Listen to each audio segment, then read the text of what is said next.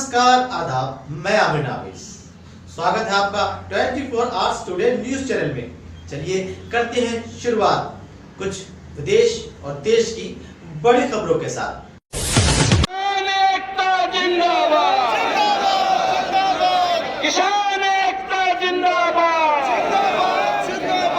हरियाणा पंजाब भाईचारा जिंदाबाद,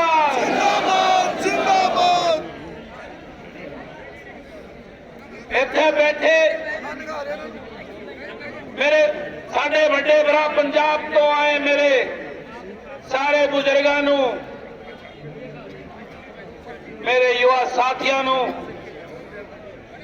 और हरियाणा से आए मेरे पिता तुल्य बुजुर्गों और युवा साथियों को बलराज कुंडू की राम राम।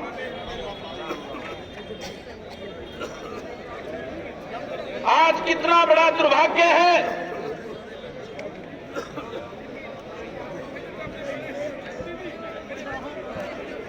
बैठने दो जी, बैठने दो, बैठने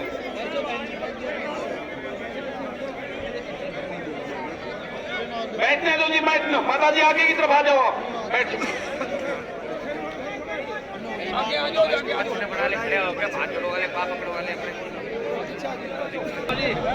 इस हिंदुस्तान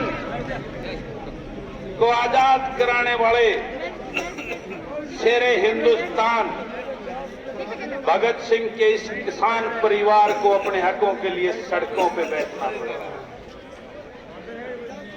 इन शेरों ने, किसानों के बेटों ने अपनी शहादत देकर इस देश को आजादी की सांस दिलाने का काम किया। आज उसी किसानों को अपने हक के लिए, अपने पेट के लिए, अपने बच्चों के भविष्य के लिए सड़क पर दर दर की ठोकरें खानी पड़ रही है। मैं पूछना चाहता हूं इस केंद्र की और प्रदेश की भाजपा की सरकारों के सियासतदानों से, वो कभी हमें खालिस्तानी बता रहे हैं, कभी आतंकवादी बता रहे हैं, कभी को विदेशी देशों से फंडित हमारे को एक मोहरा बताने का काम कर रहे हैं। मैं पूछना चाहता हूं, यह आंदोलन किसी सियासत के लिए है क्या? ये किसान के हक के लिए और उसके पेट की लड़ाई है। इन बातों से इस देश को बहकाने का काम ना करेंगे सियासतदान। ये किसान का हक के और उस किसान की लड़ाई है और आखिरी दम तक इनके अहंकार को चूर करके अपना हक लेके वापस जाएगा ये किसान देश का। कभी हमारे को पानी के नाम पर ये सियासतदान अपनी राजनीति करने के लिए हमारे को बांटने का काम करते हैं। हमें तो इन सियासतदानों की इन बातों में ना आकर 36 बिरादरी का किसान हरियाणा, पंजाब और पूरे देश का आज एकजुट हो चुका है और इनकी ईंट से ईंट बजा देंगे। इनको बताना चाहता हूं और मैं आज सबको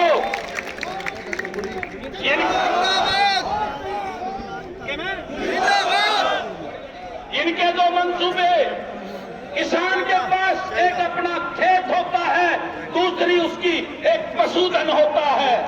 इनकी नजरें कॉन्ट्रैक्ट फार्मिंग के तहत आपके खेतों पर कब्जा करने की है और जब ये कॉन्ट्रैक्ट फार्मिंग आपके खेतों पे कब्जा कर लेंगे तो हरियाणा, पंजाब का नाम ये आता है कि जहां दूध दही का खाना हुआ हरियाणा हमारा।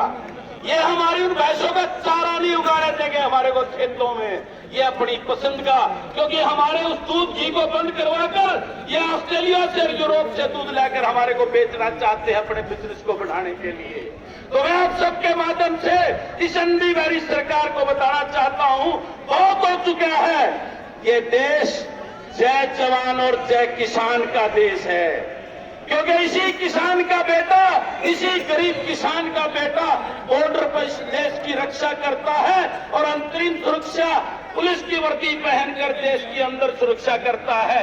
वो इस किसान का बेटा है। उस किसान के बेटे को अपने बाप से लड़वाने का काम ना करे, भाई को भाई से लड़वाने का काम ना करे, उसको लड़वाने का, क्योंकि अगर वो किसान का बेटा अगर उसका दिमाग सटक गया तो इनकी जो सुरक्षा का घेरा है वो टूट जाएगा। इनको कोई जमीन नसीब नहीं होगी। और मैं आज आप सबको बताना चाहता हूं, जिस प्रकार का खेल ये 3 कानून के काले कानून जो हमारा डेथ वारंट है उसको लाकर इस किसान को, मजदूर को और गरीब को जो ये बर्बाद करना चाहते हैं, इसको हम कतई किसी सूरत में बर्दाश्त नहीं करेंगे। और हमें किसी भी बातों में ना आकर हम सबको अपनी एकता के साथ इस आंदोलन को बड़ी शिद्दत के साथ में हम उसके साथ बैठे हैं। और इस अंधी भरी प्रदेश की और केंद्र सरकार को मैं बताना चाहता हूं, जल्द से जल्द इन तीनों काले कानूनों को वापस लेकर मेरा एक किसान जो अपने खेत को छोड़कर आज विदाई का टाइम था और यहाँ जो बैठा है वो हक इनको देने का काम करे और इन किसानों से माफी मांगकर जो शहादत हुई है मेरे किसानों की, उनका सम्मान पूर्वक राजघाट पर सम्मान से उनका अंतिम संस्कार करवाकर उनको सम्मान देने का काम करे। यही विनती मैं आप सबके माध्यम से इस अंधी बहरी सरकार को देना चाहता हूं। और मैं आप सबको एक बात और कहना चाहता हूं, आपको एक बात का और ध्यान रखना पड़ेगा, जो आपकी वोटों पे तो ये सियासत करने वाले राजनीतिक दल हैं, इनके भी होश ठिकाने लगा दो और इनका जो आज आपके साथ नहीं खड़ा है उसका हुक्का पानी बंद करके गांव में आना बंद कर दो। अब ये ट्विटर पे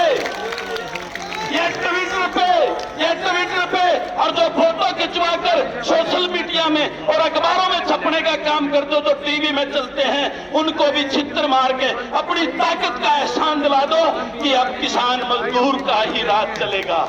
और ये जितने बैठे हैं इनको मजबूर कर दो, ये जितने नेता चाहे किसी पार्टी का है, ये जो भाषण देकर अखबारों में छपते हैं, इनका हुक्का पानी बंद करके इनके ऊपर बहिष्कार करके इनके ऊपर बैन लगा दो, ताकि आपके कदमों में आकर माफी मांगे और आपके इस आंदोलन में आपका हिस्सा बढ़कर आपकी आवाज को बुलंद करने का काम करें। इन्हीं शब्दों के साथ मैं आप सबको बहुत बधाई देता हूं और अपने पंजाब के इन शेरों को, मेरे बुजुर्गों को जो 80-80 साल के या रात को सो रहे हैं, मैं 3 दिन पहले रात को रुका था, मैंने रात को घूम के देखा था किस प्रकार 80-90 साल के मेरे बुजुर्ग यहाँ पे सो रहे इस सड़कों पे, और मैंने उस दर्द को रात को इस सड़क पे यही सोया था मैं, और मैंने उस दर्द को समझा था।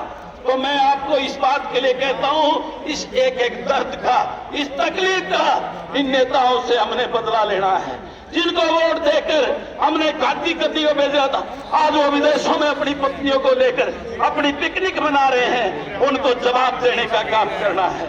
इन्हीं शब्दों के साथ मेरी बात में कोई गलत बात निकली हो तो आपका बेटा भाई हूं, मुझे माफ कर देना, लेकिन मेरी अंतरात्मा की आवाज थी। कोई नहीं सर, भारत जय जवान।